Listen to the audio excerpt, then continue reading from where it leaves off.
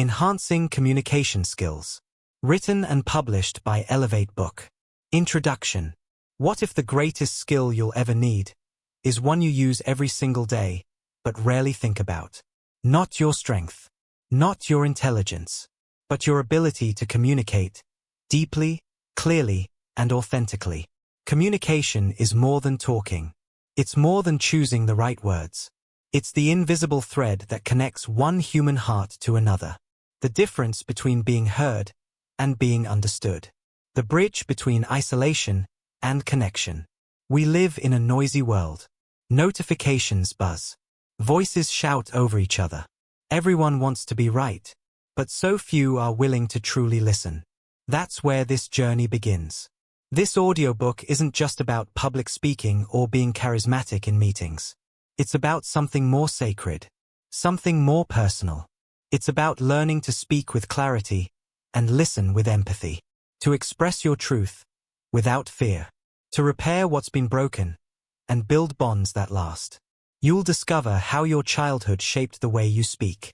You'll confront the stories you tell yourself, the ones that silence you or make you speak in defense. You'll learn to listen not just with your ears, but with your presence.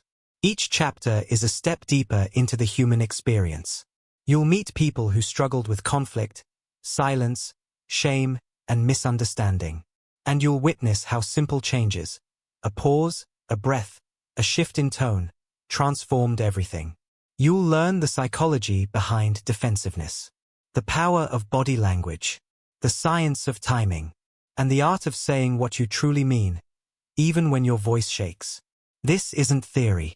It's truth, lived and felt. By the end of this book, your voice will be stronger, your presence more grounded, and your relationships more honest and real. Because when you master communication, you don't just change conversations. You change your life. So let me ask you something. What would your life look like if you could finally say what's in your heart, without fear, and truly hear what others have been trying to tell you all along? Let's begin. Chapter 1. The Voice in the Mirror. Let me ask you something.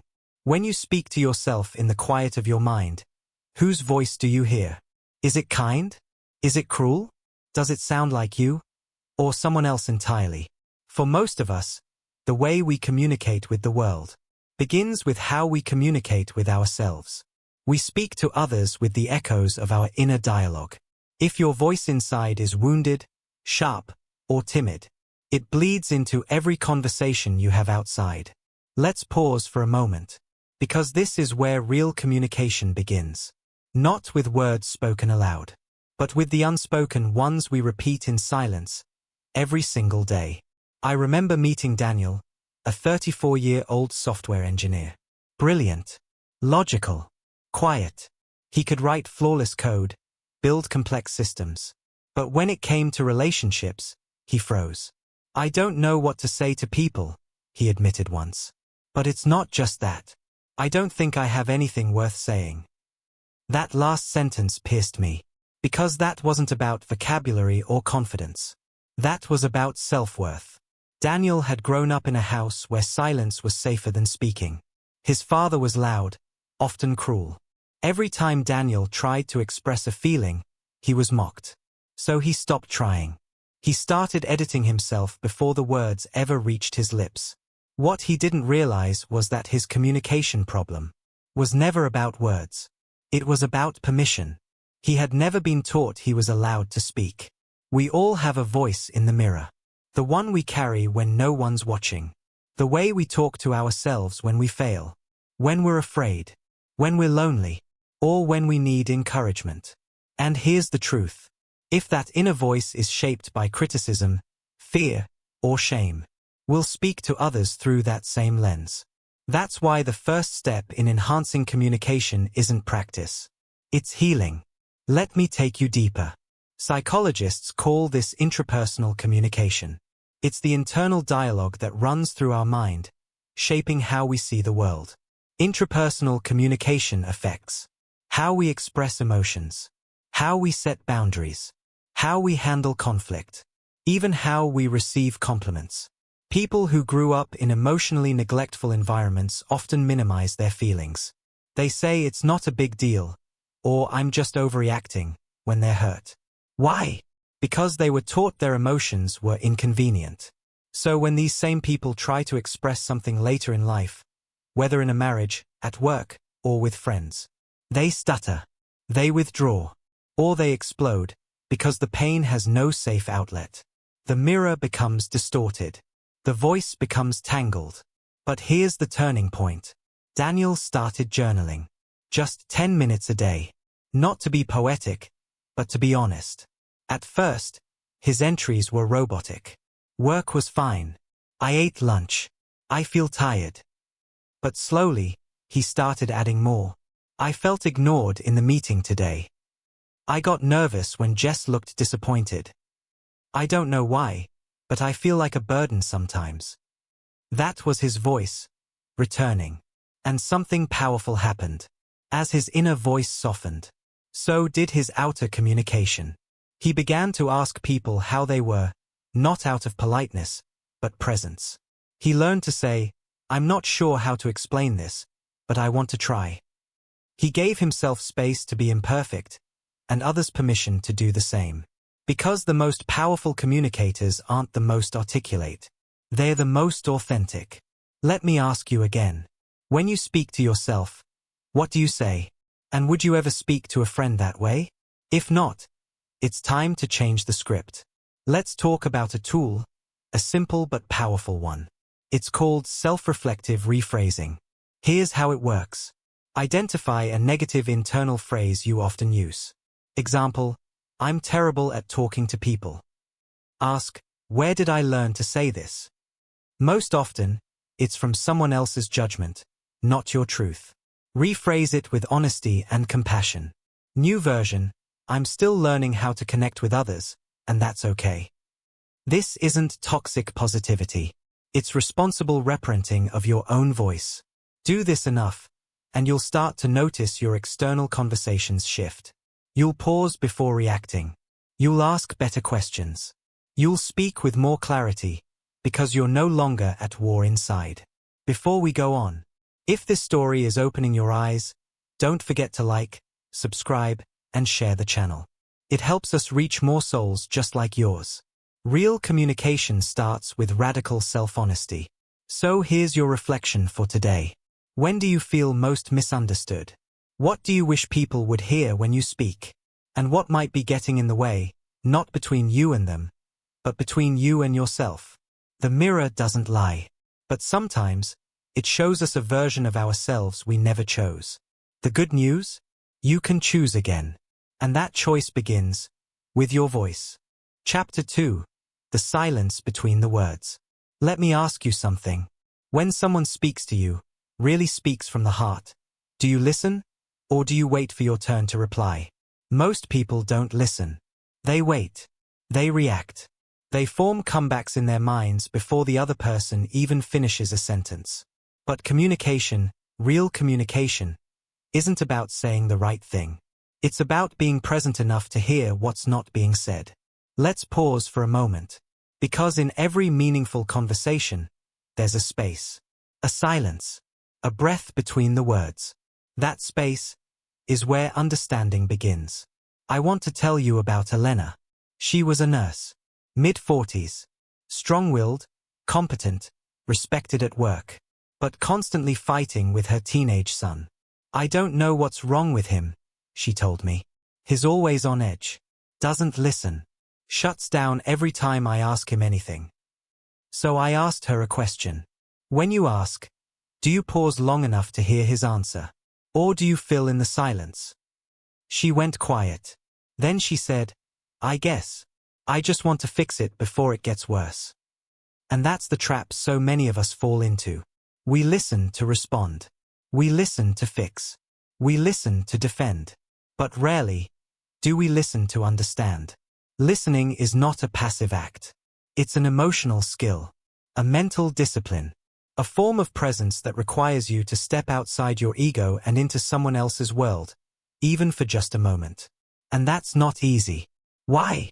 Because silence makes people uncomfortable. They rush to fill it. But in doing so, they often miss the most important part of the message. There's something called reflective listening in psychology. It's when you repeat back, not word for word, but the emotion behind what was said. It might sound like, it sounds like you're feeling overwhelmed. You're not angry. You're just exhausted and no one's noticing. You don't need a solution right now. You just want to be seen. Reflective listening is powerful because it doesn't just hear the content. It hears the person. It says, I'm not here to fix you. I'm here to hold space for you. And sometimes, that's the most healing thing we can offer another human being. Elena tried something different one night. She came home, and instead of starting with questions, she sat next to her son, quietly. After a few minutes, he looked at her and said, You're not going to yell? She smiled, shook her head. No, I'm just here. I don't have all the answers. I just want to know what your world feels like. He didn't speak much that night, but he didn't walk away either. That was the first real conversation they'd had in months. Not because of what was said, but because of what wasn't. The silence held safety. Let's talk neuroscience for a second. Studies show that when people feel truly heard, their heart rate slows. Cortisol levels drop.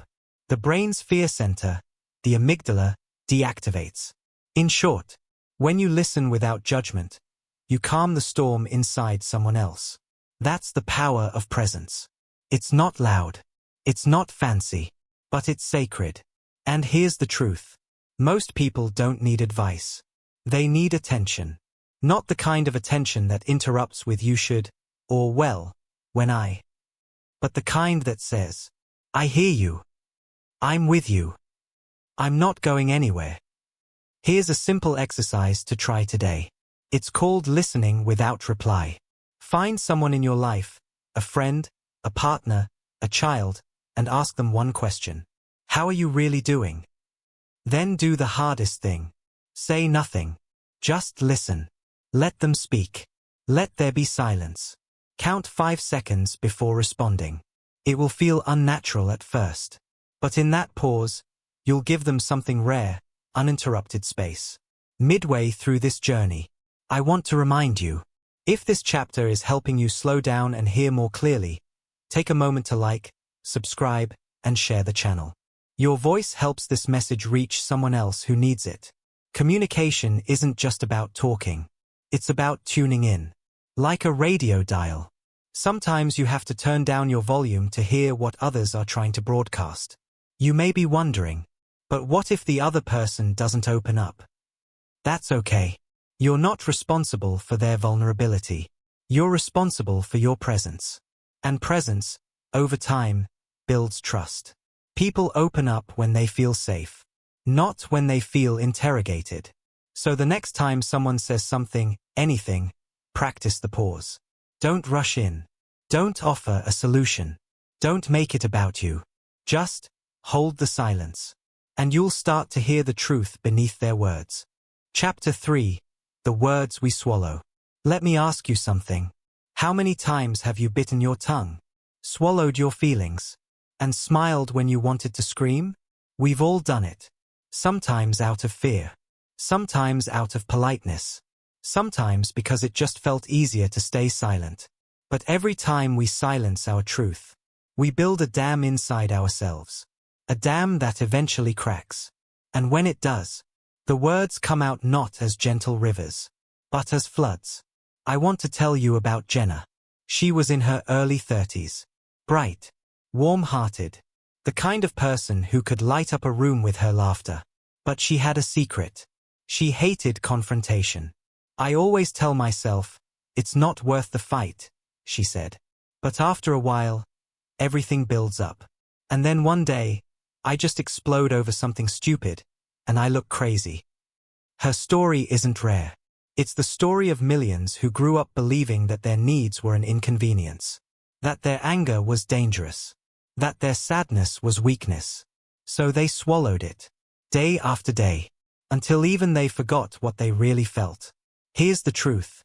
Unspoken emotions don't disappear. They just change form. Silence turns into resentment. Smiles become brittle. Relationships grow brittle and break under the weight of unsaid things. And the tragedy is, most of the time, the other person never even knew what was wrong. There's a concept in psychology called emotional suppression. It's the habitual avoidance of expressing true emotions.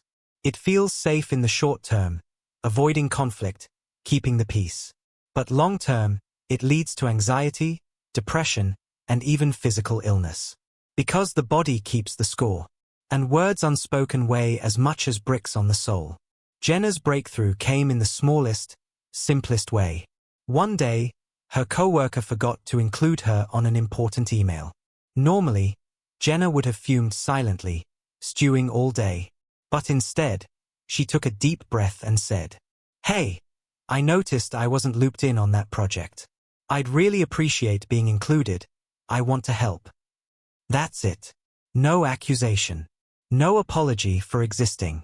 Just clear, kind communication. And something amazing happened. Her coworker immediately apologized. They hadn't meant to exclude her. It was an honest mistake. But by speaking up early, before resentment could take root, Jenna changed the entire energy of the relationship. Here's something to remember. Speaking your truth doesn't mean you have to be aggressive.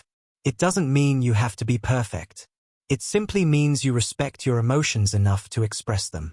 And if you don't respect your emotions, how can you expect others to? Let's talk about a simple tool. It's called the gentle startup. Instead of blaming, you describe. Instead of accusing, you express. The formula is, I feel emotion, when, situation, because, reason. I would appreciate, solution. Example. I feel hurt when our plans change last minute because I plan my day around them. I'd appreciate a little more notice if possible. Notice what this does? It keeps the focus on your experience, not the other person's faults. It invites collaboration, not combat. Before we continue, if this chapter is bringing new awareness into your life, take a moment to like, subscribe, and share the channel. It's a small gesture that helps more people discover their voice. Let's go even deeper. One reason we swallow our words is because we fear rejection. We think, what if they get mad? What if they think I'm too much? What if they leave? And maybe, they will. But here's the hard, liberating truth. If someone only loves the version of you that stays silent, they don't really love you. They love your compliance. And that's not love. That's control. Speaking your truth filters your relationships. The ones who love you for real. They'll listen. They'll adjust. They'll honor your feelings even if they don't always understand them immediately. The ones who don't, they were never safe for you anyway. Let them go. Here's your reflection for today. What's one thing you've been afraid to say? What would it feel like to say it? With kindness and courage. And what's the cost of staying silent? Because the truth is, silence has a price. And the bill always comes due. Let's end with this. You are not too much. Your needs are not a burden. Your feelings are not inconveniences. Your voice matters. Even if it shakes. Even if it stumbles. Even if it's messy at first. Because authenticity is messy. And that's what makes it beautiful. Chapter 4. When the body speaks. Let me ask you something. Have you ever walked into a room and felt tension you couldn't explain? No one said a word. But the air felt heavy. The smiles felt tight. The conversation, forced. You didn't hear it. You felt it. That's because communication isn't just verbal. It's energy. It's posture. It's presence. Your body speaks, even when your mouth stays silent. And sometimes, it tells a louder story than your words ever could. I remember meeting Marcus, a young entrepreneur in his late 20s. Sharp mind, big dreams. But whenever he pitched his ideas to investors, he kept getting the same feedback. You don't seem confident. You sound unsure of yourself. You need to believe more in what you're saying. At first, Marcus was furious. What do they mean? I do believe in my ideas. And he did, intellectually. But his body told a different story. Whenever he presented, he slouched slightly. His hands fidgeted. His voice trailed off at the end of sentences, almost as if asking permission. Without realizing it, he was communicating doubt. And the body never lies. Let's pause for a moment, because this is a hard truth for many of us. You can say all the right words, but if your posture, your tone, your eyes betray fear or defensiveness, people will feel it, and they'll respond not to your words, but to your energy. In psychology, this is called nonverbal leakage. It means the real emotional state leaks out through body language, facial expressions, tone of voice, and microbehaviors. It's not about deception. It's about the truth the body cannot hide. Studies show that over 60% of communication is nonverbal. That means your words only carry about a third of the message. The rest is how you show up. Marcus worked with a coach who taught him 3 simple but powerful shifts. Posture. Shoulders back, chest open, feet grounded firmly. The body must claim space, not shrink from it. Eye contact. Hold a soft, steady gaze when speaking. Not a stare. Not a glance away. Just presence. Voice tone. End sentences with certainty. Not a question mark. Not an apology. Speak as if you're inviting, not begging, others to join your vision. They practiced relentlessly. At first, it felt mechanical. Awkward. But slowly, Marcus's body began to embody the confidence he already had inside. And something remarkable happened. The next investor meeting he walked into, he got a handshake, a smile, and a yes. Same words. Different presence. Here's something important to understand. Your body is always either expanding or contracting. Expanding shows openness, courage, leadership. Contracting shows fear, defensiveness, retreat. You don't have to be tall, loud, or dominating. You just have to be open. Open body, open heart, open mind. That's the language people trust. You may be wondering, but what if I'm nervous inside? Should I fake it? No, never fake it. But you can support yourself physically until your nervous system catches up emotionally. That's not faking. That's partnering with your biology. It's self-compassion in motion. Here's a practice you can try today. The grounding ritual.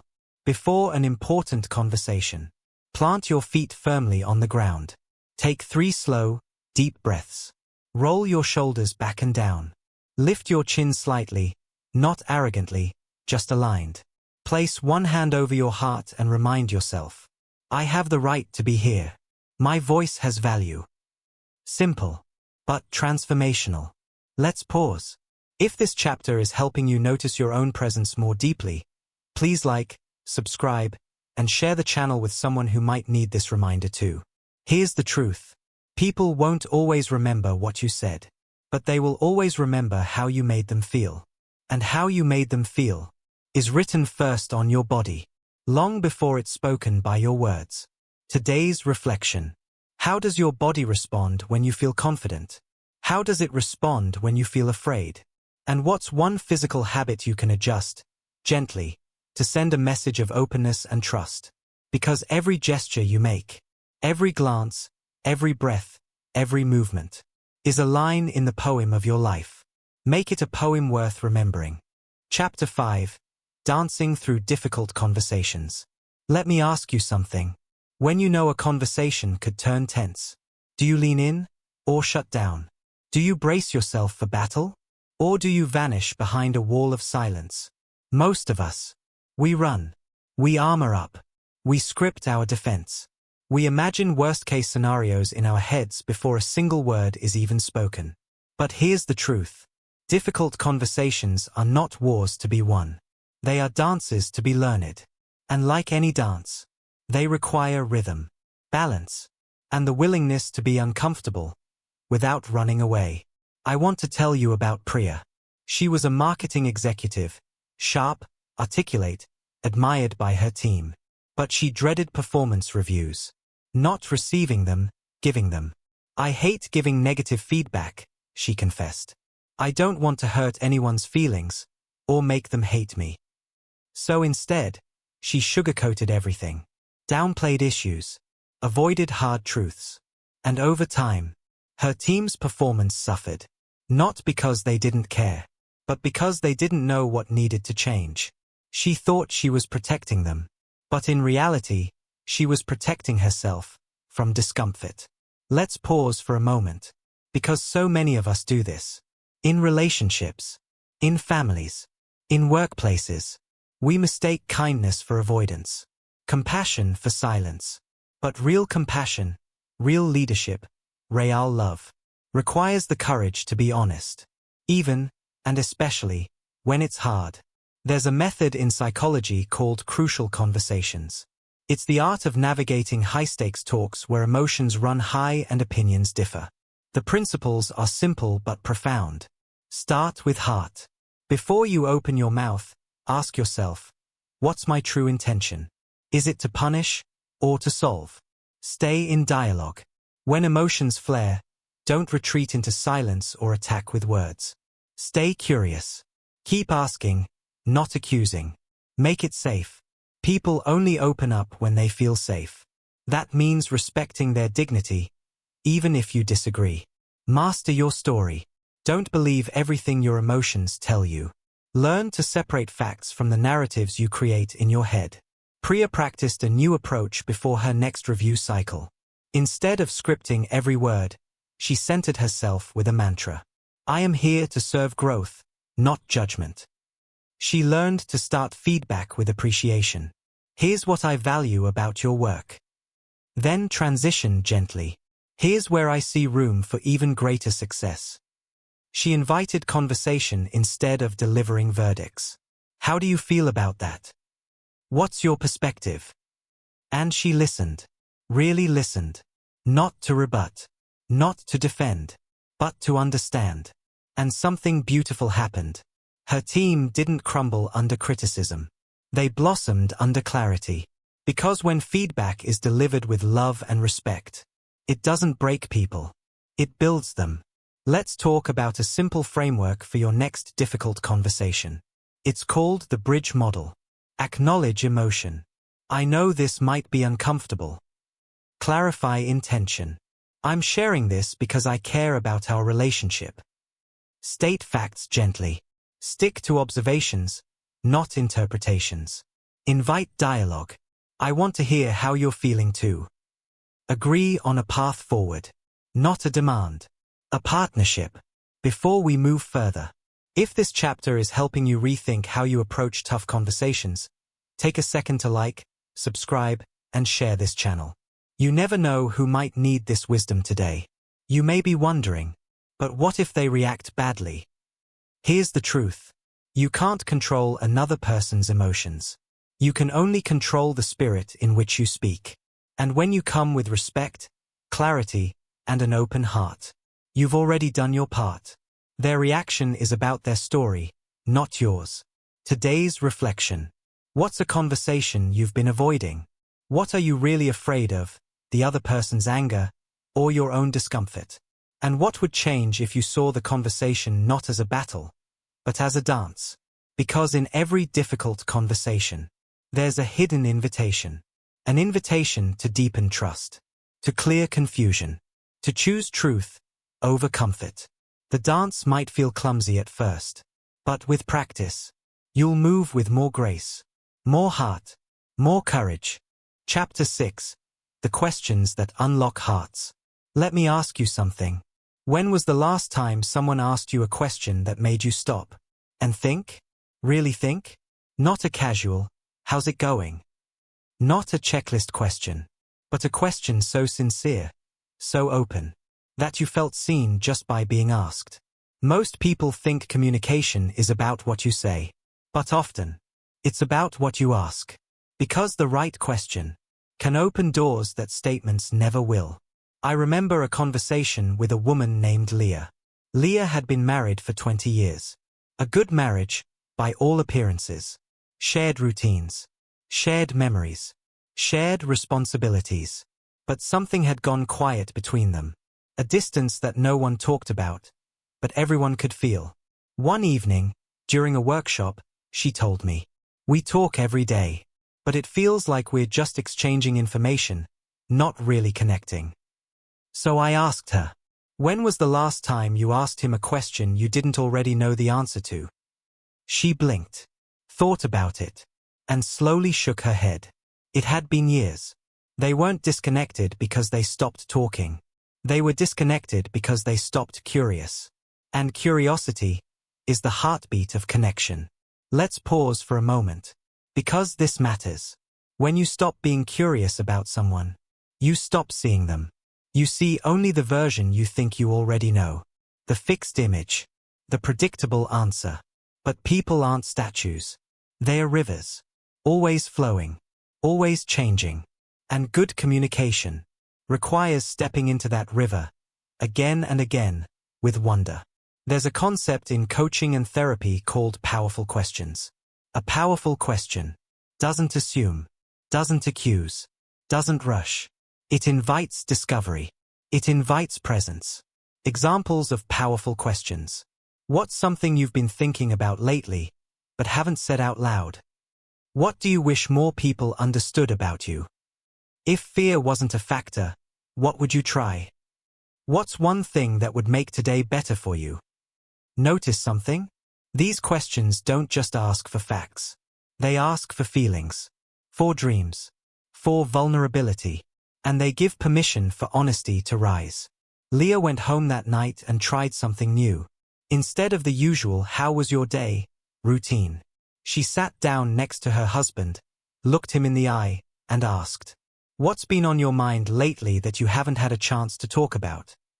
At first, silence. An awkward shuffle. A shrug. But she waited. Stayed open. And then slowly, he began to talk. About worries at work he hadn't wanted to burden her with. About fears of growing older, being less useful. About feeling lonely, even with the people he loved most. That night, they didn't solve everything. But they reconnected. Not because they said the perfect things, but because Leah dared to ask, and dared to wait for the answer. You may be wondering, but what if the other person doesn't want to open up? Here's the truth. You can't force depth, but you can invite it. Gently, patiently, by asking with real care, and being willing to listen without fixing, judging, or rushing. Here's a simple practice. The 3 open-ended questions ritual. Once a week, choose one person, a partner, a friend, a colleague, and ask them 3 open-ended questions. Questions that begin with, "What?" "How?" "Tell me about." Avoid why questions unless asked gently, because why can sometimes feel accusatory. Example. Instead of, "Why didn't you tell me you were upset?" Try, "What's been weighing on you lately?" Give space.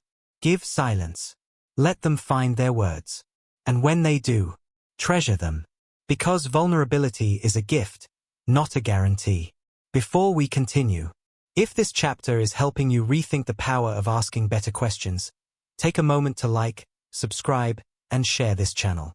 Your small action might open someone else's heart today. Today's reflection. What's a question you wish someone would ask you? And what's one powerful question you can offer someone else today? With no agenda, only love. Because sometimes, the right question is the key that unlocks the door to a part of someone's heart they didn't even know was closed. Chapter 7. The courage to sit with discomfort. Let me ask you something. When a conversation gets uncomfortable, what's your first instinct? Do you change the subject? Make a joke? Nod politely and hope it ends soon? Most of us were never taught how to sit with discomfort. We were taught how to avoid it, distract from it, minimize it. But here's the truth. If you want to become a master communicator, not just a good talker, but a true connector, you have to build the muscle of staying present, even when it's hard. Especially when it's hard. I want to tell you about Chris. Chris was a conflict avoider by nature. Easygoing, quick to compromise, always the peacekeeper. On the surface, it made him likable. People said he was easy to work with. Chill. A good guy. But inside, Chris carried silent exhaustion. Because every time he avoided an uncomfortable moment, a difficult conversation, a necessary confrontation, he lost a little piece of himself. He wasn't keeping the peace. He was sacrificing his truth. And the cost was starting to show. In strained friendships. In workplace resentment. In the quiet anger he felt toward himself for never speaking up. Let's pause for a moment. Because Chris's story isn't rare. It's the story of so many who equate discomfort with danger. Somewhere deep inside, they learned. If things get tense, you're not safe. If people are upset, you've failed.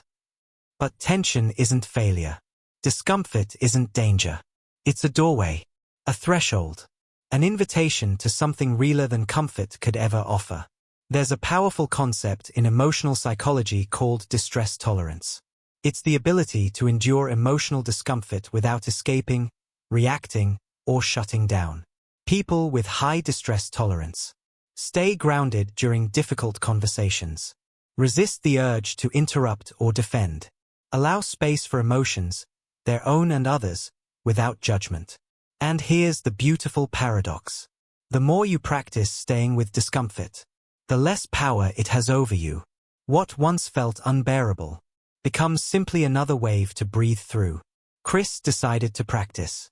Small steps at first. When a coworker snapped at him in a meeting, instead of shrinking away, Chris stayed. He took a breath, felt the flush of heat rise in his body, noticed the urge to defend himself. And instead of reacting, he said calmly, "I hear that you're frustrated. Let's talk about it." That one sentence shifted everything. The coworker softened. The meeting continued. No explosion. No collapse.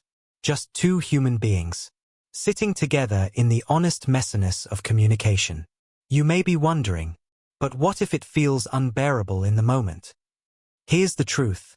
Emotional discomfort feels bigger in your mind than it is in your body. When you anchor into your breath, when you ground your feet, when you soften your shoulders, you remind your nervous system, "I am safe. I can handle this." You train yourself to stay, not to suffer, but to connect more deeply with what's real. Here's a simple tool you can start using today. The 90-second rule. Neuroscience shows that emotions, pure physical emotional responses, surge and pass through the body in about 90 seconds if we don't feed them with stories. So next time you feel the urge to run, lash out, or shut down during a conversation, breathe. Stay. Wait 90 seconds. Let the wave crest and fall. On the other side of that wave, you'll often find clarity you couldn't have seen through panic. Before we move forward, if this chapter is helping you build more courage inside, take a moment to like, subscribe, and share this channel. You never know who might need this reminder that discomfort is not a reason to run. It's a reason to lean in. Today's reflection. What conversations or emotions do you tend to avoid? What would change if you stayed present, just 90 seconds longer, the next time discomfort arises? And what might be waiting for you on the other side of staying? Because every time you sit with discomfort without abandoning yourself, you build a bridge to stronger relationships, to deeper self-respect, to a life built not on avoiding fear, but on walking through it. Chapter 8. The Power of Emotional Validation. Let me ask you something. Have you ever opened up to someone, shared something raw, only to hear a response that made you feel even more alone? Maybe they said, "Don't worry about it." Or, "It's not that bad." Or worse, "You're overreacting." And in that moment, it wasn't just your feelings that hurt. It was your existence that felt unseen. Because what you needed wasn't advice, wasn't a solution, wasn't a debate. You needed validation. You needed someone to say, "I hear you. I understand why you feel that way. And it makes sense." I want to tell you about Thomas. Thomas was a first-generation immigrant, working tirelessly to build a life in a new country. New language, new rules, new expectations. And with all that weight, he carried an invisible sadness. Loneliness crept in after long workdays. Isolation thickened in the spaces where culture, memory, and home used to live. One night, after sharing some of these feelings with a coworker, the coworker shrugged and said, "Well, you should be grateful. You're living the dream." And Thomas smiled politely. But inside, he shut down. Because that response didn't honor his pain. It erased it. Let's pause for a moment. Because this happens every day. In friendships. In marriages. In boardrooms. Not because people are cruel. But because they're uncomfortable with emotions they can't fix. But here's the truth. Most emotions don't need fixing. They need witnessing. In emotional psychology, there's a vital concept called emotional validation. It's the process of acknowledging and accepting another person's emotional experience, without trying to change it, minimize it, or rush it away. Validation sounds like, "That sounds really hard." It makes sense that you feel overwhelmed. Anyone in your situation would probably feel the same. Notice what's missing? No judgment. No but. No silver linings forced before the wound has even been seen. Just presence. Just acknowledgement. And acknowledgement heals more than you know. Thomas eventually found a mentor, an older man who had walked a similar path years before. One evening, Thomas shared his struggles. Instead of advice, the mentor said softly, "I remember that loneliness. I remember wondering if I made a mistake coming here. You're not crazy. You're not ungrateful. You're human." And in that simple act of validation, Thomas's shoulders dropped. His chest softened. His heart found room to breathe. Because finally, he wasn't carrying it all alone. You may be wondering, but what if I don't agree with how someone feels? Here's the truth. Validation doesn't mean agreement. It doesn't mean you condone every emotion or decision. It means you recognize the right of another human being to feel what they feel. Without rushing. Without fixing. Without making it about you. Because feelings are facts. Even if interpretations differ. Here's a tool you can use today. The validation ladder. When someone shares something vulnerable, listen fully. No interruptions. No planning your reply. Reflect feelings. It sounds like you're really stressed. It seems like this has been weighing on you for a while. Normalize emotions. Anyone facing that would feel overwhelmed. It's completely understandable to feel anxious right now. Offer presence, not solutions. I'm here with you. Take your time. Even just one rung of this ladder can make a broken heart feel a little less alone. Before we go further, if this chapter is opening your heart to the power of being a safe space for others, take a moment to like, subscribe, and share this channel. Your action might make someone else's burden feel just a little lighter today. Today's reflection. How often do you rush to offer advice instead of validation? When was the last time someone validated your emotions? And how did it feel? And what's one relationship where you can practice being a safe witness rather than a fixer?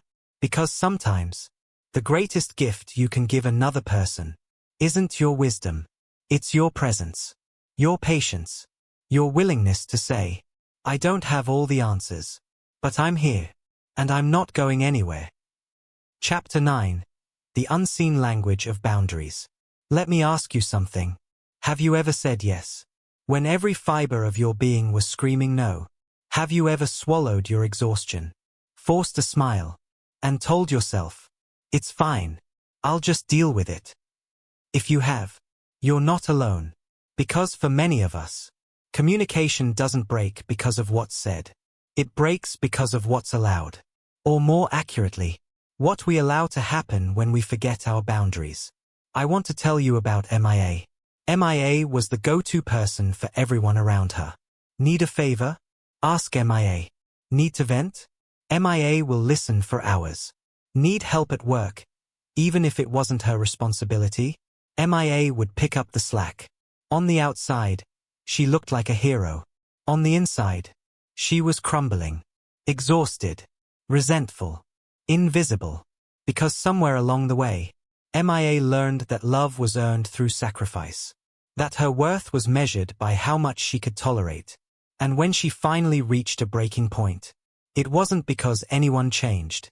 It was because she could no longer carry the weight of being everything to everyone. Let's pause for a moment. Because many of us are walking that same invisible tightrope.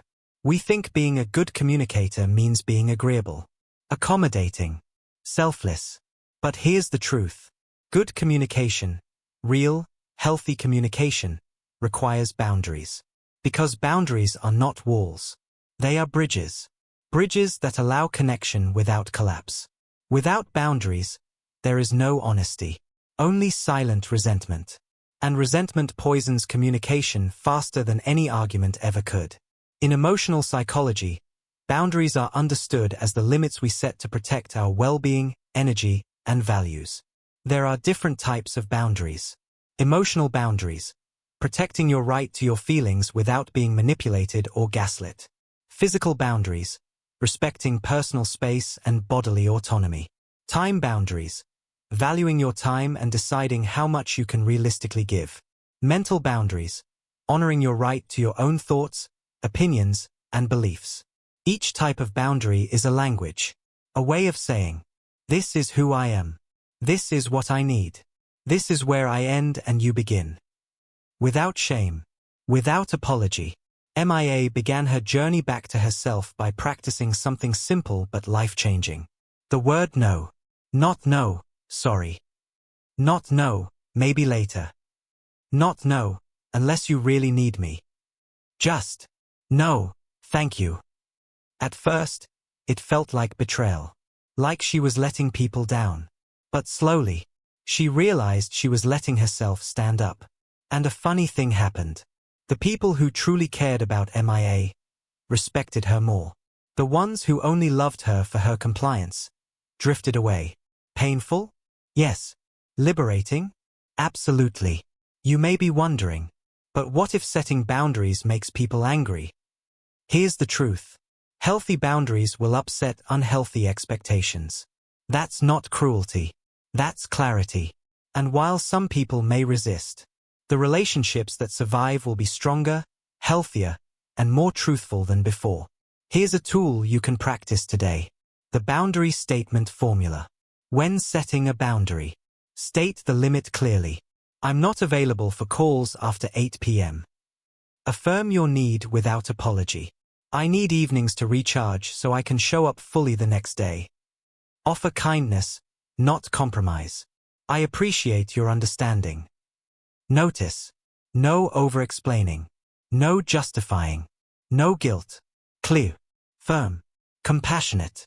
Before we move forward, if this chapter is helping you understand the sacredness of your own space, take a moment to like, subscribe, and share this channel. You never know who else needs permission to reclaim their voice and their boundaries today. Today's reflection. Where in your life do you feel consistently drained, resentful, or invisible? What boundary is asking to be honored there? And what would change if you trusted that your needs are not a burden, but a birthright? Because every no spoken in truth creates space for a deeper, more meaningful yes. Chapter 10. The Art of Repairing After Rupture. Let me ask you something. Have you ever walked away from a conversation, feeling broken? Maybe words were spoken in anger. Maybe silence built walls that felt impossible to climb. And in the aftermath, you told yourself it was too late, too damaged, too far gone. But here's the truth. Rupture is not the end of connection. Rupture is inevitable. Because we are human, imperfect, tender, fragile. What matters most is not whether we rupture. It's whether we know how to repair. I want to tell you about David and Anya. They had been best friends for nearly a decade. The kind of friendship that felt like home. Until one night, one sharp misunderstanding changed everything. It started small. A joke that landed wrong. An assumption that went unchecked. A hurt that wasn't named. And like a crack in glass, it grew. Days passed. Then weeks. The longer they avoided the conversation, the wider the canyon became. Both convinced the other didn't care enough to fix it. Both aching, but silent. Let's pause for a moment. Because this is where most relationships die.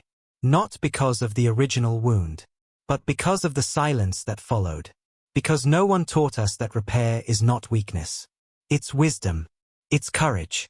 It's love. Choosing to rise again after the fall. In emotional psychology, rupture and repair is a core principle in healthy attachment. Healthy relationships are not conflict-free. They are conflict-resilient. They survive not because people never hurt each other, but because they know how to come back, own their part, and rebuild trust, brick by brick. David finally reached out first. His voice shaking, he said, "I don't know exactly how to fix this, but I know I miss you, and I'm willing to listen, even if it's hard." And that small act of reaching began the slow, beautiful work of repair. Not instant forgiveness. Not sweeping it under the rug. But sitting in the discomfort. Naming the hurt. Grieving the distance. And choosing, moment by moment, to rebuild. You may be wondering, but what if the damage is too deep? Here's the truth. Not every rupture can be repaired. And that's okay. But you can still choose to heal with honesty and grace.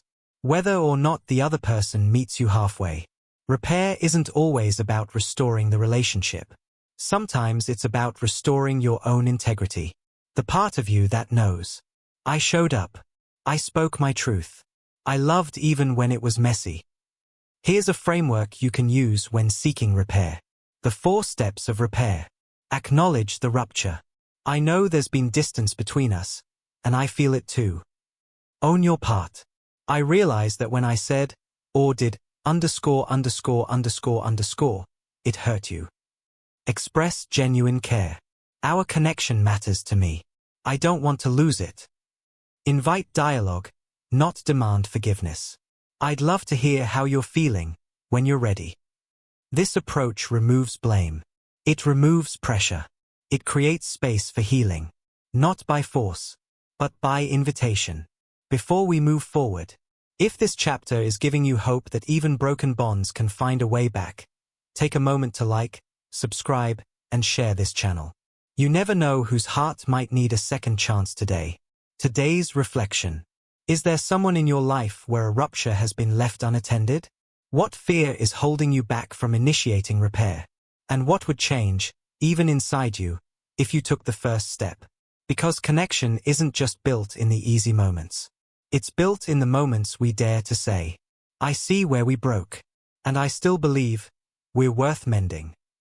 Chapter 11. The Power of Vulnerable Storytelling. Let me ask you something. When was the last time you told someone a story that made your voice shake a little? Not a polished story. Not a story told to impress. But a story that cracked you open, even as you spoke it. There's a different kind of magic in those moments. Because vulnerable storytelling isn't about being dramatic. It's about being real. And when you dare to share the unpolished truth of who you are, you invite others to do the same. I want to tell you about Jordan. Jordan was a high-level executive. Smart, polished, effortlessly confident in boardrooms and at networking events. But there was a loneliness inside him. One that no amount of achievements could fill. During a leadership retreat, each participant was asked to share a story about a personal failure. Jordan froze. He wasn't used to that kind of exposure. He had spent years building an armor of competence. But something inside him, something tired of pretending, nudged him forward. He stood up, and for the first time in years, he told the story of a business he had started in his 20s that failed miserably. He talked about the sleepless nights, the shame of debt, the loss of friendships, the crushing doubt that he would never be enough. And when he finished, the room didn't shrink away. It leaned in. People didn't lose respect for him. They found themselves in him. Because vulnerable storytelling doesn't diminish you. It deepens you. Let's pause for a moment. Because the world trains us to hide our cracks, to polish our stories, to edit our lives into highlight reels. But real connection, the kind that nourishes the soul, happens in the places we dare to show our unedited selves, our uncertainty, our failures, our longings. And when you tell the truth of your story, you make it safe for others to tell theirs. There's a concept in narrative therapy called reauthoring. It means seeing your life story not as a fixed, final script, but as something you can reclaim and rewrite.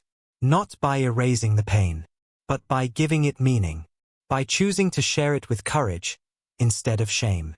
When you reauthor your story with vulnerability, you say, "This happened. It hurt. It shaped me. And it does not define the end of my story." That's power. That's freedom. You may be wondering, but what if people judge me when I'm vulnerable? Here's the truth. Some might. Not everyone deserves access to your most tender stories. Vulnerability requires discernment, not blind exposure. But the right people, the ones whose souls are wired for depth, they will not turn away. They will lean closer, and you will recognize them by the way they hold your truth with gentleness. Here's a practice you can try today. The true story exercise. Think of a story from your life, not a success story, but a story of struggle. Write it down without editing it for heroism or perfection. Focus on the emotions, not just the events. Then, if it feels right, share it with someone you trust. Not to seek sympathy, but to practice being seen. And to practice seeing yourself with kindness. Before we continue, if this chapter is helping you see the beauty in your own unpolished story, take a moment to like, subscribe, and share this channel. You never know whose heart might be waiting for a story like yours to find the courage to speak. Today's reflection. What parts of your story have you been hiding out of fear of judgment? How might sharing those parts, carefully, courageously, create deeper connections in your life? And what if your greatest source of strength was hidden inside the very story you were once afraid to tell? Because storytelling isn't just about being heard. It's about healing, both for the one who tells it and the one who listens.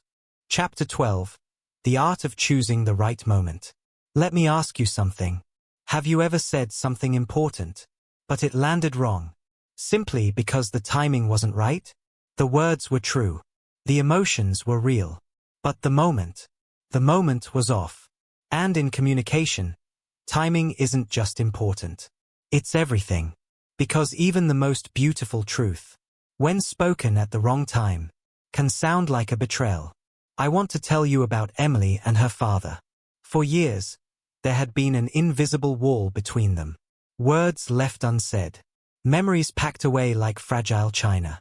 One night, during a family gathering, Emily decided, on impulse, to finally say what had been sitting heavy on her heart. She confronted him in front of everyone, voicing decades of hurt, grief, longing for a father she never truly had. The words were honest. The pain was real. But the setting, the moment, it crushed the message. Her father froze under the public spotlight, defensive, ashamed, unable to hear the love hidden beneath her anger. The conversation that could have been a bridge became another fracture. Let's pause for a moment, because Emily's story is all of our story at some point. We confuse urgency with wisdom. We think, I feel it now, I must say it now. But communication isn't just about honesty. It's about discernment. Because the right words, spoken at the wrong time, can close hearts instead of opening them. There's a principle in emotional intelligence called timing sensitivity. It's the awareness of not just what to say, but when to say it. Timing sensitivity asks, is this person in a place to truly hear me? Am I speaking from clarity, or just raw emotion? Would waiting, even a little, make the message more receivable? It's not about suppression.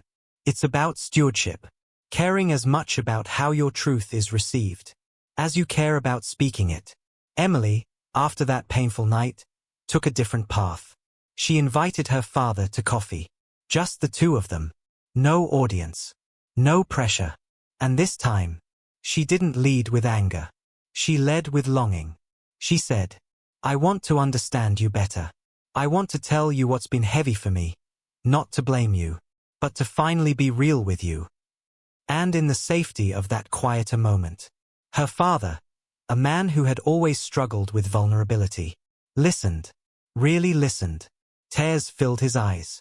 And for the first time in years, they didn't just exchange words. They exchanged understanding. You may be wondering, But what if I lose my courage if I wait? Here's the truth. Courage isn't a race. Real courage isn't just blurting out what's burning inside you. It's holding that truth gently, waiting until your heart, your breath, and the moment are aligned. Courage isn't louder when it's impulsive. It's stronger when it's wise. Here's a practice you can use today. The 3-breath rule. Before saying something important, especially when emotions run high, pause. Take 3 slow, conscious breaths. Ask yourself, is this the right time, right place, and right state of mind, for me and for them? If the answer is no, wait. Not forever, but long enough to honor the sacredness of what you're about to say. Because your words matter, and so does their landing place. Before we move further, if this chapter is helping you see the beauty of patience in communication, take a moment to like, subscribe, and share this channel. Someone out there may need this reminder today, to trust the timing of their own truth. Today's reflection. Think of a time when your truth was spoken, but unheard. Was it the words, or the timing? What conversations are on your heart right now that might need just a little more space before they're spoken? Because communication isn't just about speaking. It's about planting. And every seed needs the right season to bloom. Chapter 13. Communicating across differences. Let me ask you something. Have you ever tried to connect with someone and felt like you were speaking 2 different languages? Same words, different worlds. No matter how clearly you thought you spoke, they didn't seem to hear you. And no matter how hard you listened, you couldn't fully understand them. It's one of the hardest truths in human connection. Communication is not guaranteed just because 2 people are talking. Because beneath the words, there are histories, beliefs, wounds, worldviews. And when 2 people meet across difference, it's not just conversation. It's translation. I want to tell you about Louis and Sarah. They were colleagues, brilliant in their fields, passionate about their work. But every meeting between them felt like a battle. Louis, raised in a culture that valued directness, believed that honesty meant efficiency. Say what you mean. Don't waste time sugarcoating. Sarah, raised in a culture that prized politeness and harmony, believed that truth must be wrapped in care, or it becomes cruelty. Neither was wrong, but neither understood the other's communication code. So what Louis saw as clarity, Sarah heard as aggression. And what Sarah saw as kindness, Louis heard as evasion. It wasn't about words. It was about worlds. Let's pause for a moment, because this happens far more than we realize. We assume everyone interprets tone, timing, expression, silence, apology, humor, the way we do. But communication is not one size fits all. It's a living bridge, built slowly, brick by careful brick. And sometimes, the first step isn't speaking louder. It's learning to listen in a language you never knew you didn't speak. There's a powerful concept in intercultural communication called cultural humility. Cultural humility is the practice of recognizing, I don't know everything about your experience. I don't know everything about your meaning. I'm willing to stay curious, even when I think I already understand. It's humility over certainty, curiosity over assumption. It's remembering that understanding is earned, not owed. Louis and Sarah eventually sat down, not to argue, but to understand. They asked each other, when I say underscore underscore underscore underscore this way, how does it land for you? What do you need to feel respected and heard? What does support look like in your language? It wasn't always easy. Sometimes pride flared up. Sometimes old wounds made both of them defensive. But little by little, they stopped demanding that the other change, and started building a bridge between their differences. Not perfectly, but intentionally. And that made all the difference. You may be wondering, but what if the differences feel too big? Here's the truth. You don't have to agree on everything. You don't have to become the same. You simply have to care enough to meet each other with open hands, instead of closed fists. To say, I may not understand yet, but I want to. And that desire, that willingness, Is a language more powerful than words? Here's a practice you can try today. The curiosity first rule. Next time you find yourself frustrated or confused by someone, pause. Instead of judging their behavior through your own lens, ask, what might this mean to them? You don't have to excuse harmful behavior. Boundaries still matter, but you can choose curiosity over contempt. And in doing so, you keep the bridge open. Before we move further, if this chapter is reminding you of the sacredness of crossing bridges instead of building walls, take a moment to like, subscribe, and share this channel. Someone else may need this reminder today. That connection is still possible, even across deep divides. Today's reflection. Where in your life are you expecting others to just understand without inviting true dialogue? What if you approached those conversations not as debates to be won, but as worlds to be explored? Because every person you meet carries an invisible library of experiences. And when you listen across difference, you don't just learn about them, you learn about yourself. Chapter 14. Speaking with Integrity. Let me ask you something. Have you ever said something you didn't truly mean, just to keep the peace? Have you ever hidden a truth inside you, because you were afraid it would cost you love, approval, belonging?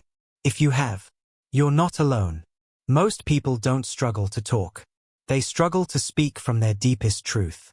Because speaking with integrity isn't just about honesty. It's about alignment. When what you say matches what you feel, matches what you believe, matches who you are, and when your words and soul move together in harmony, that's when communication becomes power. I want to tell you about Aria. Aria was a gifted public speaker. Crowds adored her. Her voice carried confidence, her words wrapped in poetry. But behind the stage lights, behind the applause, she often felt hollow. Because too often, she was saying what people wanted to hear, not what her heart most needed to say. When Aria finally admitted this to herself, she wept. Not because she had lied, but because she had abandoned parts of herself. One careful word at a time. Let's pause for a moment, because this happens to so many of us. We call it professionalism, or diplomacy, or kindness. But underneath, sometimes it's fear. Fear that if we spoke our truth, clear, clean, and unapologetic, we would lose something. A relationship, a reputation, a sense of safety. But here's the deeper truth.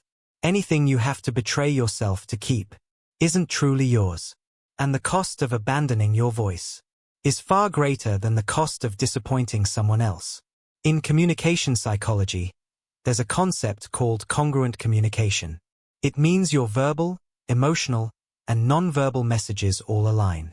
When you are congruent, your words match your tone matches your energy matches your heart, and people feel it. You don't even have to be the most eloquent speaker. You just have to be true. Because truth, when spoken with integrity, carries a resonance you can't fake. It hums. It heals. It calls others home to themselves. Aria began a new practice after her realization. Before speaking, whether on stage, at work, or in her personal life, she asked herself 3 questions. Is it true? Am I speaking from my real experience, not from fear or performance? Is it kind? Kind does not mean easy. Kind means respecting the humanity in myself and others. Is it necessary? Does this serve a real connection, not just my need to fill silence or impress? These 3 questions became her compass. And little by little, her voice changed. It grew quieter sometimes, more raw, less polished, but more powerful. Because now, when Aria spoke, people didn't just hear her, they felt her. You may be wondering, but what if speaking with integrity costs me relationships or opportunities? Here's the truth. It might. But what you'll gain is worth infinitely more. You'll gain your own trust.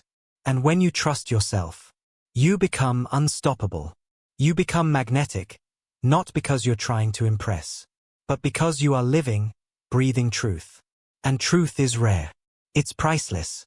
It's irresistible to those who are ready for it. Here's a practice you can use today. The mirror test. Before a conversation, especially an important one, stand in front of a mirror. Look into your own eyes and ask, am I about to say what's real for me? Or am I about to say what's safe, expected, or performative? If it's not real yet, pause. Breathe. Find the deeper thread inside you. Because you are not here to echo what the world demands. You are here to speak what your soul knows. Before we continue, if this chapter is inspiring you to reclaim the strength of your own authentic voice, take a moment to like, subscribe, and share this channel. You never know who might be waiting for permission to stop performing and start living. Today's reflection. Where in your life are you speaking from fear rather than truth?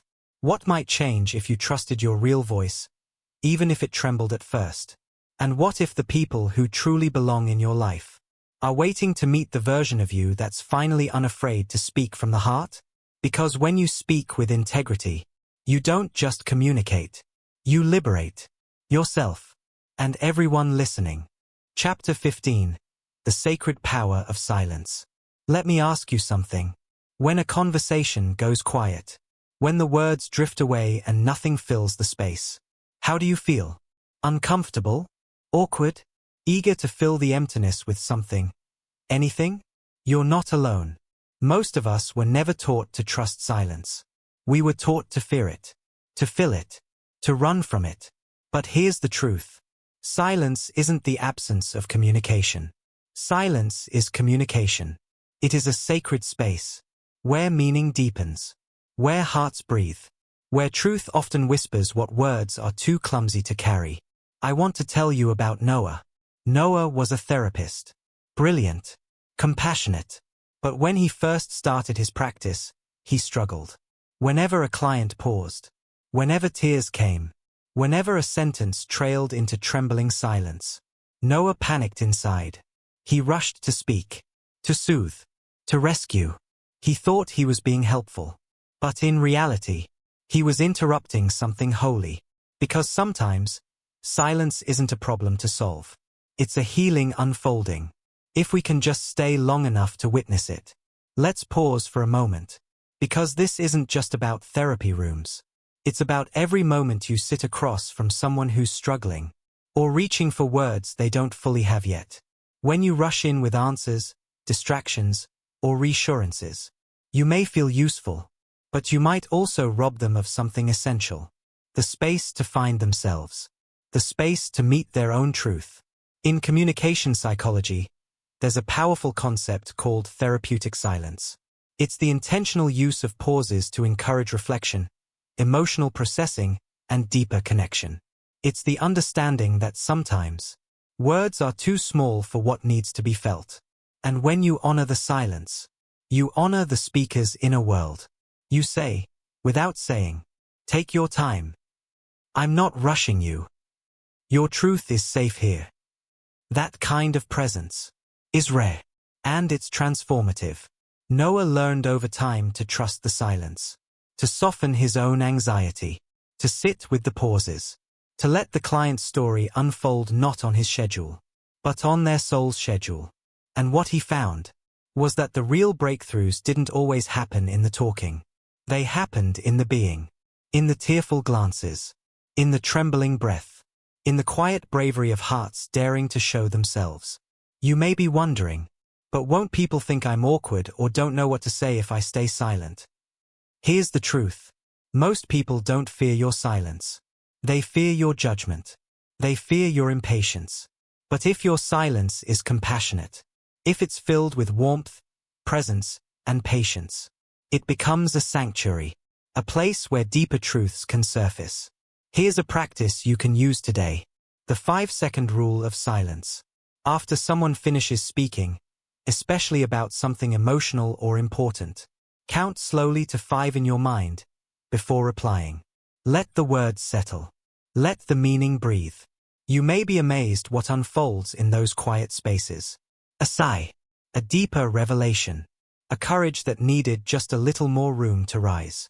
Before we move forward, if this chapter is helping you trust the quiet moments more deeply, take a moment to like, subscribe, and share this channel. Someone you love might be longing for you to offer them the gift of just being there without rushing.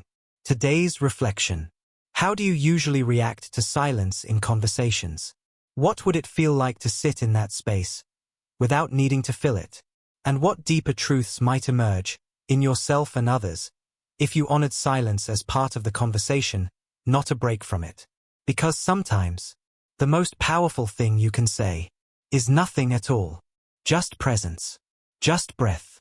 Just sacred space. Chapter 16. Transforming conflict into connection. Let me ask you something.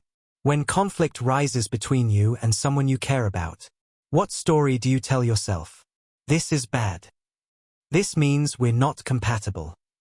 This relationship is falling apart. It's what most of us learned. Conflict equals danger. Conflict means something's wrong. But what if I told you? Conflict is not the end of connection.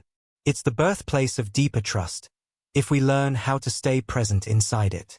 Because true connection isn't forged in moments of ease. It's forged in moments of fire. When two souls dare to stay, to listen, and to rebuild. I want to tell you about Callum and Jade. They had been partners for 5 years. In love. In sync. Until they weren't. At first, the arguments were about little things. Who left the dishes? How money was spent? Which family to visit for the holidays? But underneath it all was something deeper. An ache neither knew how to name. A fear that if they voiced their true needs, the other would leave. So they fought about surface things. Because it felt safer than speaking the raw truth underneath. That they were afraid of losing each other. Even as they were pushing each other away. Let's pause for a moment. Because this happens everywhere. In marriages. In friendships. In families. Conflict isn't just about the thing on the surface.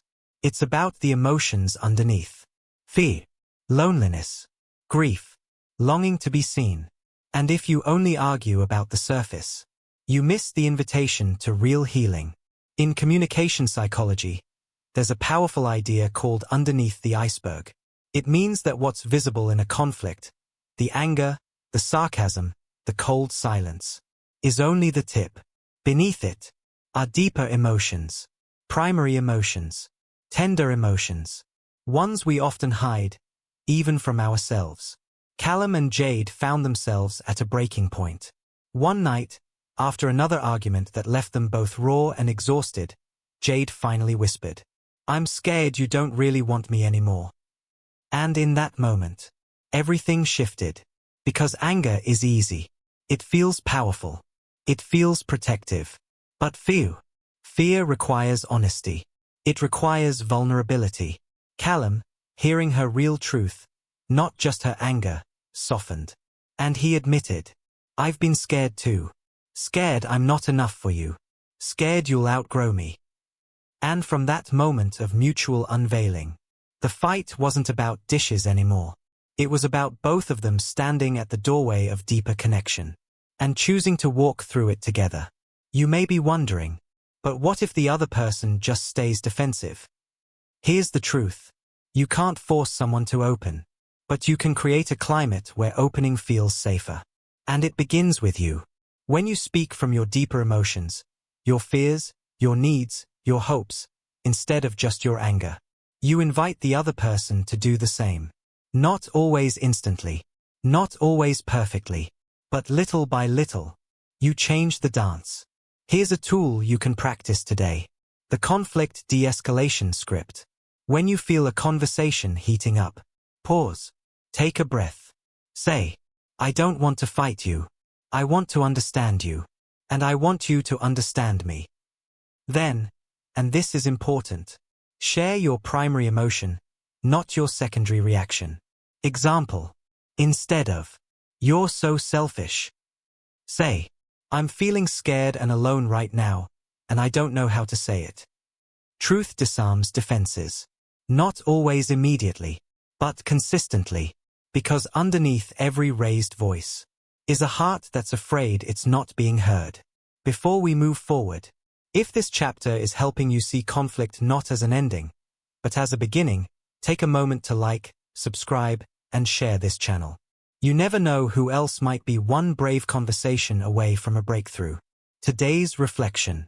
Think of a recent conflict you had. What emotions were you showing? And what deeper emotions were you hiding? What would change if you led with your vulnerability instead of your anger next time? Because conflict isn't the opposite of connection. Avoidance is.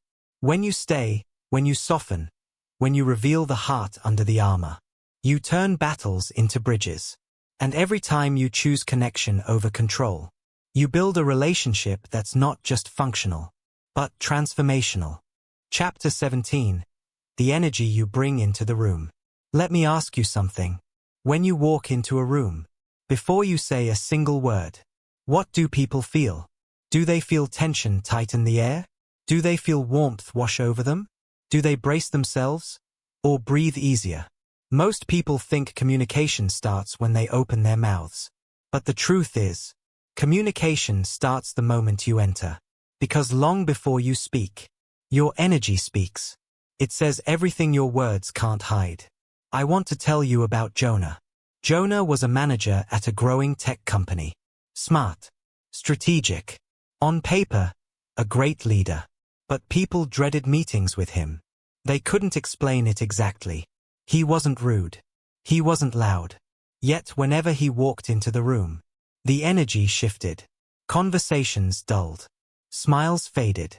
Ideas shrank back into silence. It wasn't his words. It was the storm he carried inside, leaking into the room around him.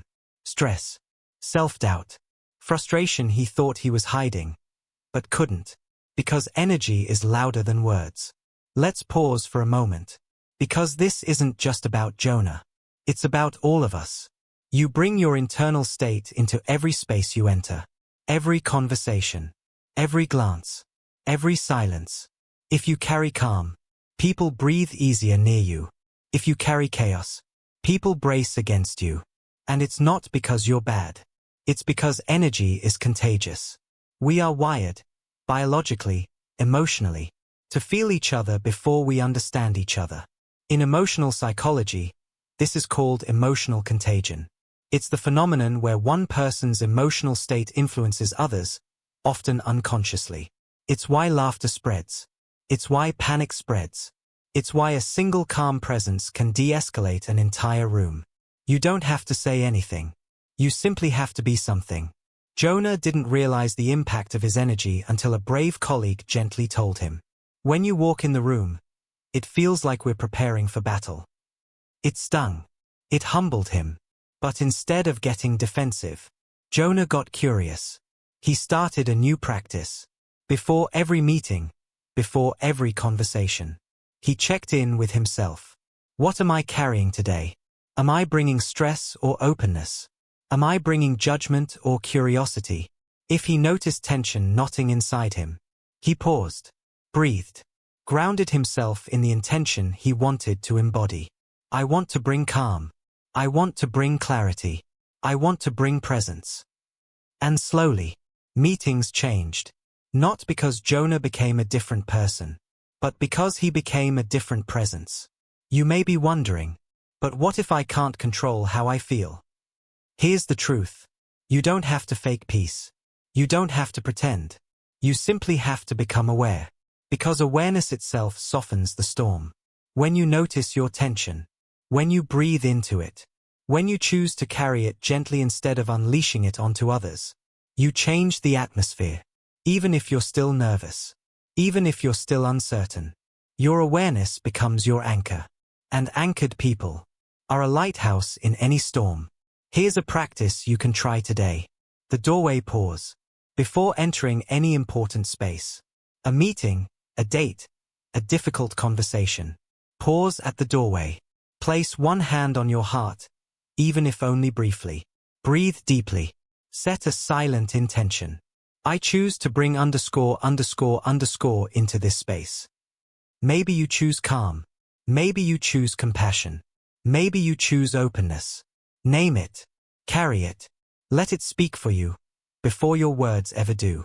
Before we move forward, if this chapter is reminding you of the invisible power you already carry, take a moment to like, subscribe, and share this channel. Someone else might need this reminder today, that their very presence is already shaping the world around them. Today's reflection. What energy do you most often bring into rooms? What energy would you like to bring?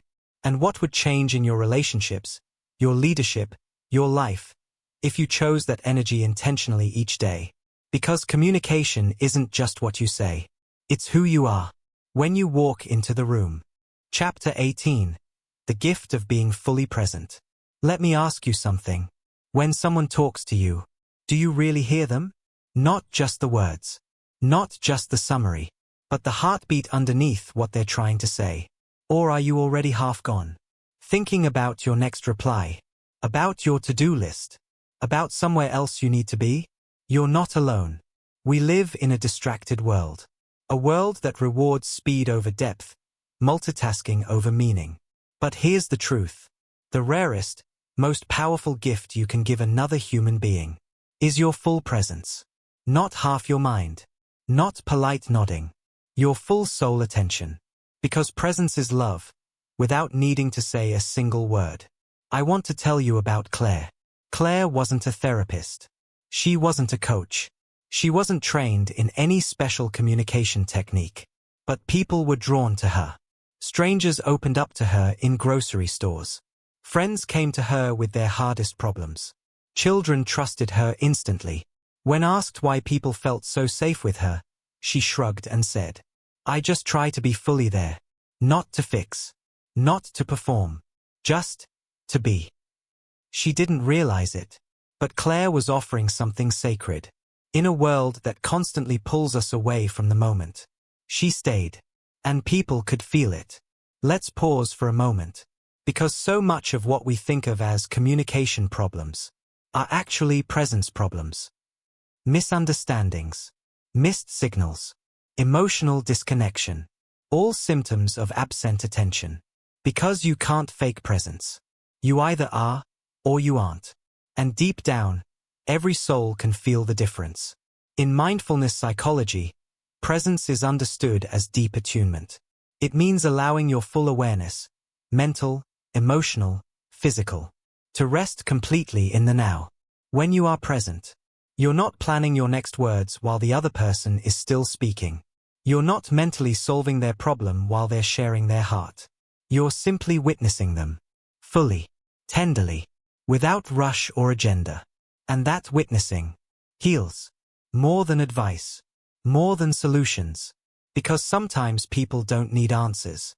They need to know they're not alone inside their story. Claire's presence didn't magically fix people's lives, but it did give them the strength to face their own truths. Because when someone sits with you, without judgment, without distraction, you remember your own worth.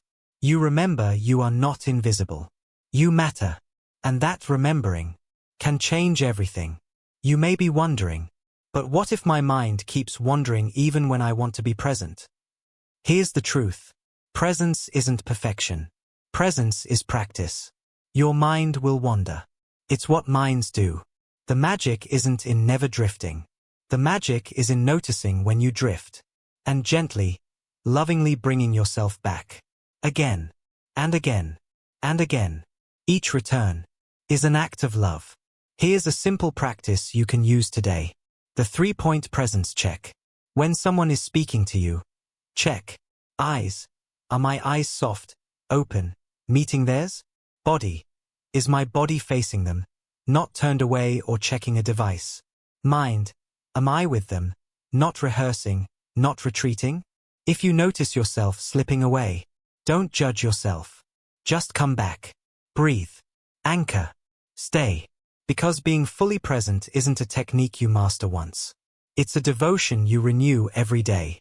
Before we move forward, if this chapter is awakening a deeper hunger for real connection inside you, take a moment to like, subscribe, and share this channel. Someone out there may be longing for the gift of presence only you can offer. Today's reflection. Think of a recent conversation. Were you fully there, or only half there? How might your relationships change if you made presence your first priority? Before words, before advice, before solutions. Because communication isn't just about what you say. It's about how completely you are there when you say it. And when you give the gift of full presence, you give something rarer than gold. You give your life, in that moment, to another soul. And they will never forget it. Chapter 19. The journey from speaking to connecting. Let me ask you something. What if communication was never really about exchanging information? What if it was always about something deeper?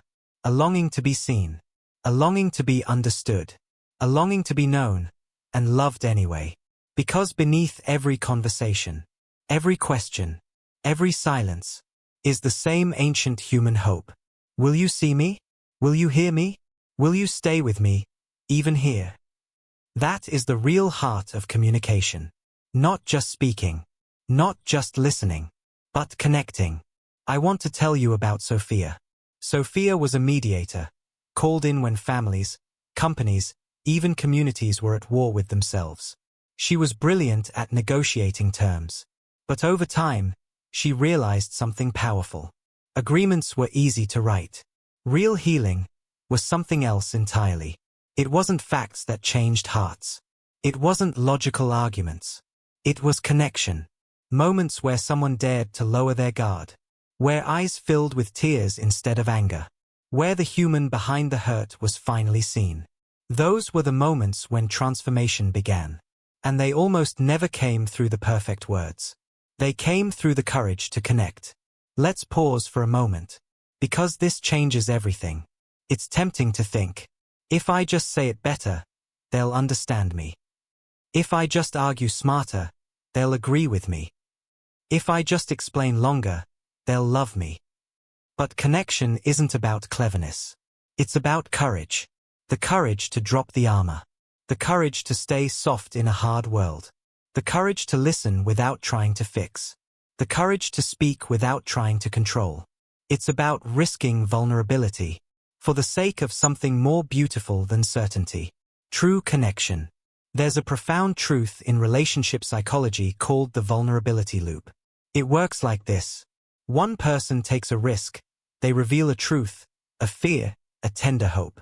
The other person responds with presence, not judgment, not rejection. Trust deepens. Each loop builds intimacy. Each moment of courage invites another.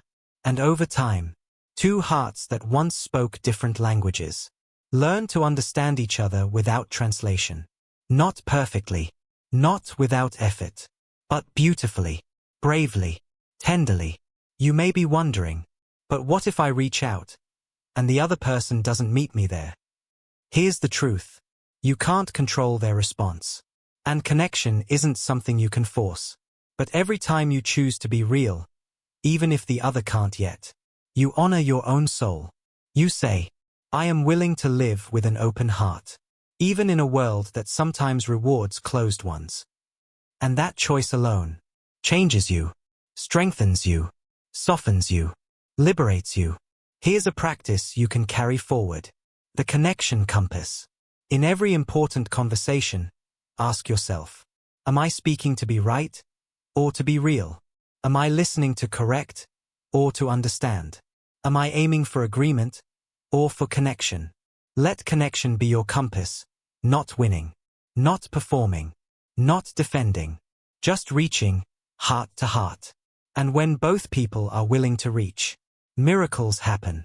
Before we move toward our closing, if this chapter has stirred something true inside you, something tender, something brave, take a moment to like, subscribe, and share this channel. You never know whose heart is waiting for this invitation to connect more deeply. Today's reflection. Think about someone you love. Have you been speaking to convince them or to connect with them? What would shift if your goal wasn't to win, but to understand? And what deeper kind of love, trust, or friendship might be waiting on the other side of that shift? Because in the end, it's not the perfect words that matter. It's the courage to stay open, to stay kind, to keep reaching, even when it would be easier to shut down. That's the journey. From speaking to connecting. Chapter 20, Living as a Bridge, Becoming a Master of Connection. Let me ask you something. What if the real goal of communication wasn't just to be understood, What if it was to become a bridge? A bridge between loneliness and belonging, between fear and safety, between misunderstanding and mutual respect. Because in the end, communication is not about mastering techniques. It's about mastering the art of presence, the art of understanding, the art of connection. It's about becoming someone who leaves people feeling less alone than you found them. Someone whose very life says, "You are seen, you are heard, you are valued." I want to tell you about Maya. Maya wasn't famous. She wasn't flashy. She wasn't loud. But she was unforgettable. She lived her life as a bridge. At her funeral, dozens of people, from every chapter of her life, stood up to share memories. Stories of being seen at their lowest. Stories of feeling understood when no one else seemed to care. Stories of moments where Maya's simple, patient presence changed the entire trajectory of someone's life. Not because she had all the answers, but because she was a bridge. One heart, reaching another. Again and again and again. Let's pause for a moment. Because this is what's possible for you. This is what true mastery of communication looks like. It's not about charisma. It's not about perfect phrasing. It's about devotion. A quiet, steady devotion to connection. A willingness to build bridges. Even when it's hard. Even when it's awkward. Even when it would be easier to walk away. Throughout this journey, you've learned so much. You've learned how your inner voice shapes your outer communication. How to listen with presence, not just politeness. How to speak your truth with kindness and courage. How to hold space for silence, for discomfort, for emotional complexity. How to navigate conflict with softness instead of sharpness. How to honor timing, boundaries, and the sacredness of other people's stories. But above all, you've learned that communication is not a transaction. It's a sacred dance between souls. And every time you choose presence over performance, listening over lecturing, curiosity over control, you don't just communicate. You connect. You heal. You bridge. You may be wondering, but will I ever get it perfectly right? Here's the truth. No. You'll stumble sometimes. You'll miss moments. You'll say the wrong thing. You'll wish you had listened longer, stayed softer, spoken braver. And that's okay. Mastery isn't about perfection. Mastery is about returning. Returning to presence. Returning to love. Returning to the sacred intention. Let me be a bridge. Over and over again. Even when it's messy. Even when it's hard. Especially then. Here's a practice to carry forward for life. The Bridge Keeper's Mantra. Before every important interaction, or even just quietly to yourself during an ordinary day, whisper this mantra in your heart. I am here to connect, not to correct. I am here to build, not to break. I am here to bridge, not to battle. Let it be your compass. Let it be your anchor. Let it be the silent current underneath every word you speak, every silence you honor, every heart you meet. Before we close, if this book has helped you rediscover the sacred power of your voice, your presence, and your ability to connect, please take a moment to like, subscribe, and share this channel with someone who's ready to walk this journey too. Because the world doesn't just need better talkers. The world needs bridge builders. It needs you. Final reflection. Who will you choose to be? When conversations get hard, how will you listen? When silence feels heavy, how will you speak? When truth trembles on your tongue? And what kind of bridge will you become? Between the world as it is, and the world as it could be? Because every time you choose connection over separation, every time you choose presence over distraction, every time you choose courage over comfort, you help stitch a torn world back together.